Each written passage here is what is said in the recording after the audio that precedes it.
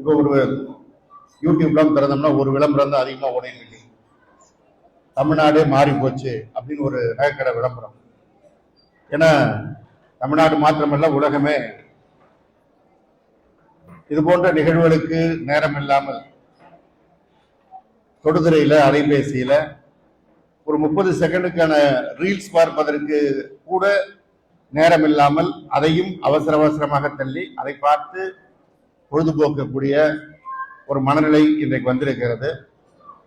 அதிலேயே உலகை தெரிந்து கொள்வதற்கு முனைந்து, அதிலேயே கருத்துக்களை தெரிந்து கொள்வதற்கு முனைந்து, அதிலேயே முடிவெடுத்து செயல்படுகின்ற ஒரு காலமாக இருக்கின்ற இந்த நேரத்தில் இந்த ஒரு நிகழ்ச்சியை, இலக்கியம் சார்ந்த நிகழ்ச்சியை, அதுவும் ஒரு நூல் வெளியீட்டு விழாவாக, பதிப்பகம் தொகுப்பு விழா, அந்த நூலை வெளியிடுகின்ற விழா என்று இலக்கிய நிகழ்வாக ஏற்பாடு செய்கின்ற ஒரு தைரியம் வேண்டும் என்றால் அது அறம் செய் நம்பருடைய தைரியத்தை நான் இந்த நேரத்தில் பாராட்டுகிறேன்.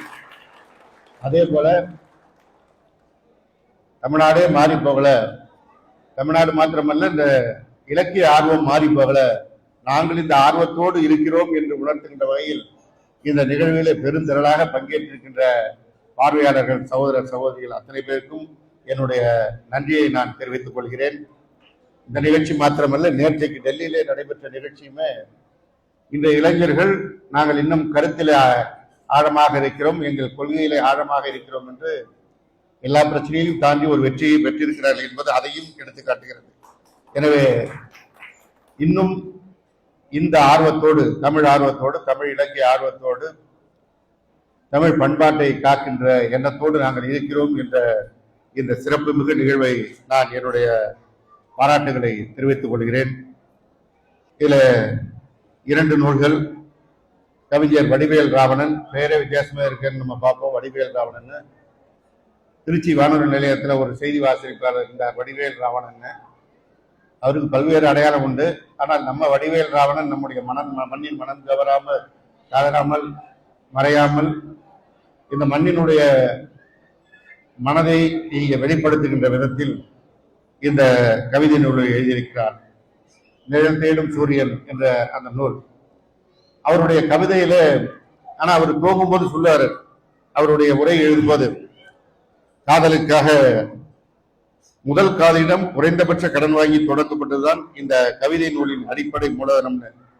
ஆனால் காதல் கவிதைகள் நிரம்பி இருக்கும்னு நாம நினைக்கும் போது கடைசி வரியில சொல்லுவார், என் மனைவிக்கு மட்டும் ஒரு படி கூடுதலான நன்றிகள் உரித்தாகட்டும்னு. ரொம்ப ஜாக்கிரதையாவே கவிஞர் அதை செயல்படுவார். அவர் எழுதிய பல்வேறு முழு கவிதையும் படிச்சுட்டேன். நம்ம கவிஞர் அரங்கன் தமிழ் வைத்த பரீட்சை நம்ம சமூகத்துக்கு மாத்திரம் எனக்கும் பரீட்சை வச்சுட்டார்.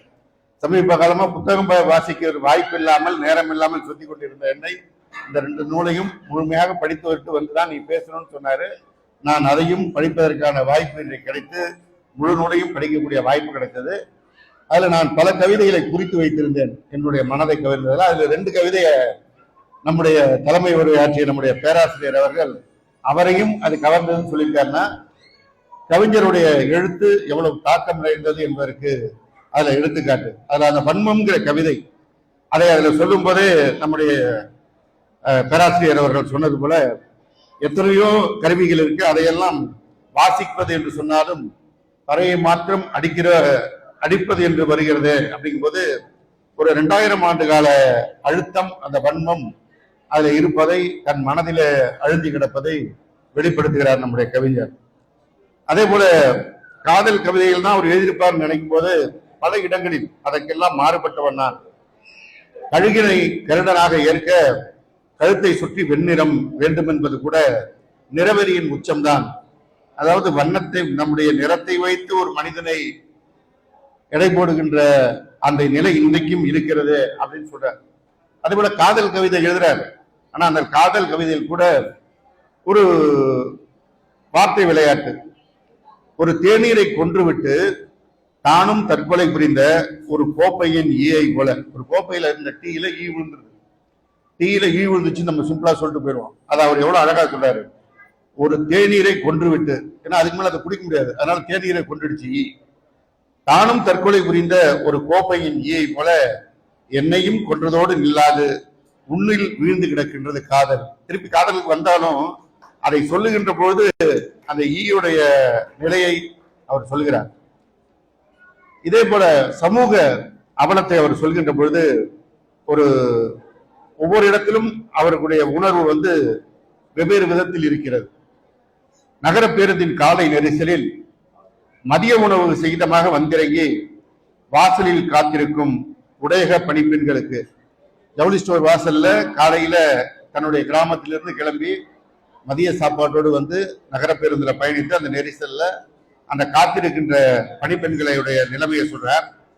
மூலவரிடம் வைத்து வழிபட்டு உரிமையாளர் கொண்டு வரும் கனத்த இரும்பு சாகியில் இருக்கிறது நரகவாசலின் திறப்பு. அந்த பெண்ணுக்கு தன்னுடைய வாழ்வை நடத்துவதற்கு அந்த வேலைதான் ஆதாரம். அதில் பணியாற்ற வருகிறார்.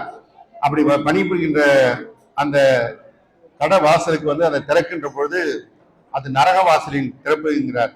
அதில் அவர் சொல்லாமல் சொல்வது உரிமையாளருக்கு சொர்க்கவாசல் திறப்பு, ஆனால் பணியாற்றுகிறவருக்கு நரகவாசல் திறப்புன்னு அதை பார்க்கின்ற பார்வை நாம் சாதாரணமாக பார்த்துவிட்டு கடந்து விடுவதை கூட அதுல இருக்கின்ற அந்த ஒவ்வொரு வலியையும் வெளிப்படுத்துகின்ற அந்த வார்த்தைகள் தான் அவருடைய உணர்வு.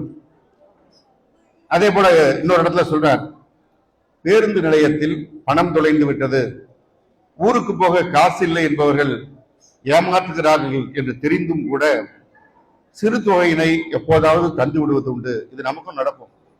நம்ம கிட்ட பலர் உதவி கேட்கும் போது அவங்க பொய்யா கேட்கிறாங்கன்னு தெரிஞ்சாலும் நாம் அதை செய்வோம்.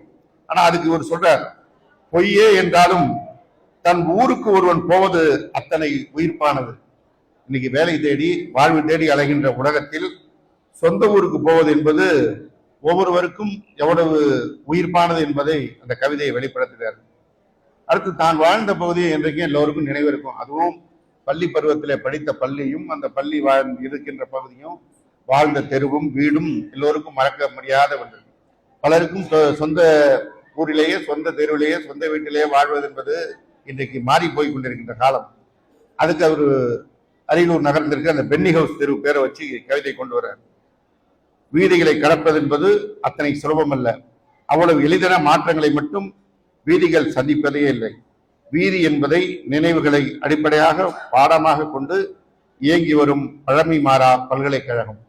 அவருக்கு அந்த தெருவே பல்கலைக்கழகம். அங்க பாடம் நடத்தியவர்கள், அவருக்கு பாடமாக நடந்த பல நிகழ்வுகள் இப்படி ஒவ்வொரு இடத்திலும் தன்னுடைய உணர்வுகளை, தன்னுடைய வாழ்க்கையின் அனுபவங்களை பல இடங்களில் தன்னுடைய தாயுடைய நினைவு, தந்தையுடைய நினைவு எல்லாவற்றையும் சொல்லிக்கொண்டே வருகிறவர்.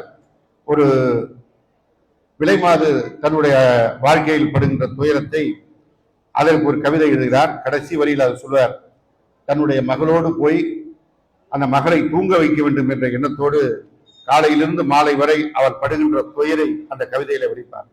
இப்படி ஒவ்வொரு கவிதையும் இந்த சமூகத்திற்கு இருக்கின்ற பிரச்சனைகளை மிக அழகாக எடுத்து வைக்கின்ற கவிதைகளாக நம்முடைய கவிஞர் வடிவேல் ராவணன் எழுதியிருக்கிறார். இன்னும் அவர் எழுத வேண்டும்.